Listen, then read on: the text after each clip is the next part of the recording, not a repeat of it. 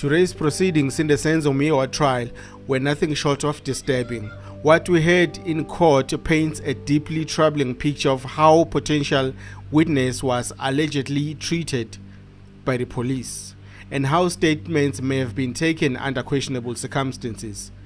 If what Makosonke told the court is true, then this case is no longer just about finding justice for Senzo Meyiwa. It becomes a case about possible intimidation, manipulation, and power abuse by those entrusted to investigate the truth. Let's break down exactly what happened today. Makosonke testified that his nightmare began with a phone call from a man named Masemola. He was told that he was wanted in connection with a rape case, but shortly after that, his employer received a completely different message that Makosonke was wanted for a murder case. Already we see a confusion and inconsistency right from the beginning. Then, on a Sunday, police arrived to collect him. Instead of being properly charged or informed of his rights about what certain individuals like Mafika, Muzi, or Kwabeni may have told him about what happened the night Senzo Meyiwa was killed. And here's the key point. The police already knew he was not present at the murder scene, yet he was detained anyway. He was placed in a holding cell with no explanation of what charges he was facing, no paperwork, no clarity, no rights explained. On Tuesday, the same thing happened again. He was taken out, asked the same questions, gave the same answers, and Brigadier Gininda was busy writing something down with no charges.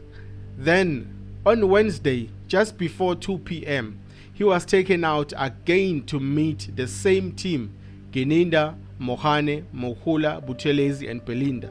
This time he was told to sign a statement based on what he had narrated the previous day. But here's the bombshell. The statement was never read back to him. There was no interpreter present. He was simply told to sign. That alone is a massive legal red flag. After signing, Makosonke was told he was being released. Mohane was tasked to drive him back to work in Beresford, and a letter was written down to explain his absence by Gininda. But during the drive, something shocking allegedly happened. Mohane told him that he owes him a cow, like a bribe, for clearing his thumbs. Then he translated it into money, which was 5,000 rands. Thankfully, another person, which was Mabena, advised Makosonke not to pay. If this allegation is true, then we are not just talking about procedural misconduct. We are talking about potential corruption and extortion by an investigating officer.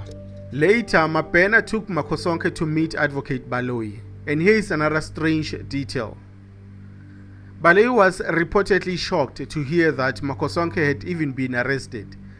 He read a statement and Makosonke immediately disagreed with the content. Baloyi then decided Makosonke would not be used as a state witness. But it doesn't end there. Makosonke was later contacted again by Officer Mokoena, who said Advocate Baloyi wanted to see him.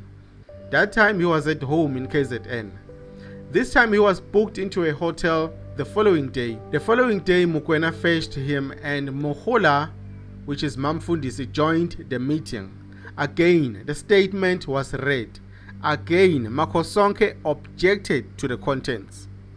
And then came another accusation. Mohola claimed Makosonke was protecting Sifiso Kuhle, a well-known Nkani. Makosonke denied even knowing this person. He said, I don't know him. He doesn't know me. But Mohula insisted that we are Maaz. Let's pause here. If Makosonke's testimony is truthful, then we are looking at a pattern. Arrest without charges, repeated interrogations, a statement signed without being read, no interpreter, alleged bribery request, pressure to confirm a narrative, no witness protection offered.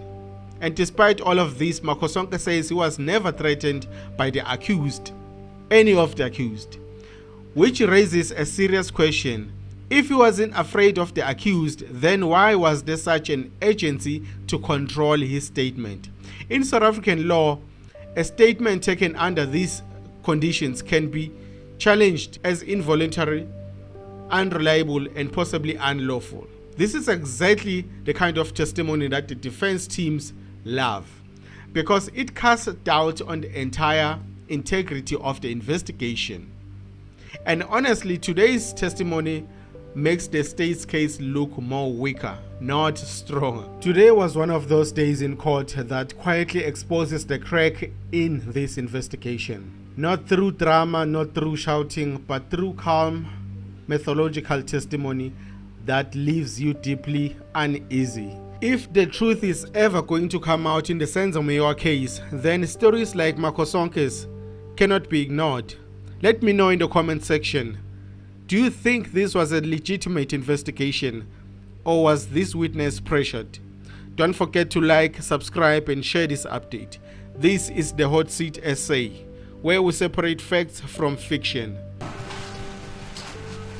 Now, you are saying you were the guarantor to the money that it was requested from you, that Gwabeni said was, and Gwabeni told this court, that's not hearsay, that Gwabeni said he had to pay over to Mokgane.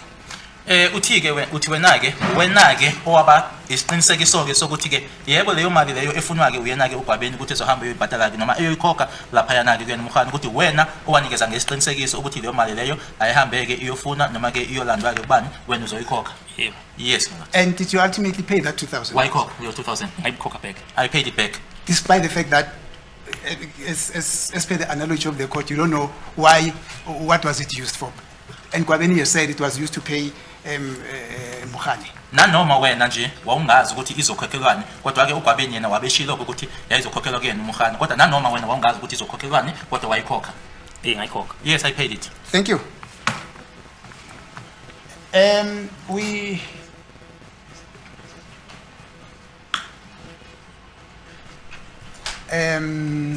Back at work,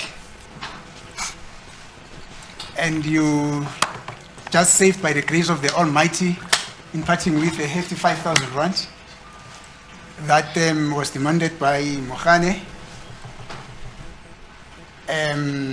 Did you ever, after this meeting with the team, Mokgane and everybody, did you ever meet with them again? Emuva-ke kwalomhlangano lona-ke angithi manje sesibuyele khona-ke emsebenzini kwenzeka-ke uGumusa-ke ukuthi-ke ungawukhokhi lo 5,000 lo. Emuva kwalokho waphinde yini wahlangana nalo leli thimba leli? Angizange ngihlangana nabo personal. Into eyenzeka ngafona uMokgane kusekuseni. I never met them again personally, but what happened is I received a telephone call from Mokgane. It was in the morning. Yes. Noma ngasakhumbula kwangibuza ukuthi konje ushuzi ngubani Sibongo. Although I cannot remember the year anymore, but he then asked me, what's Shu's surname? Ngamtshela ukuthi uZondo. I informed him that it was Zondo. Yes. Then maybe 20 minutes later ngathola i-call from uZondo. Then maybe about 20 minutes later, I received a call from Zondo. Athi uZondo kimi why ungidayisa emaphoyiseni. Zondo then asked me, why are you selling me out to the police? Just a second. Welcome to the fire where the stakes ignite, where the questions burn hotter than the night. No escape once you're locked in the heat. This is your trial on the hot seat.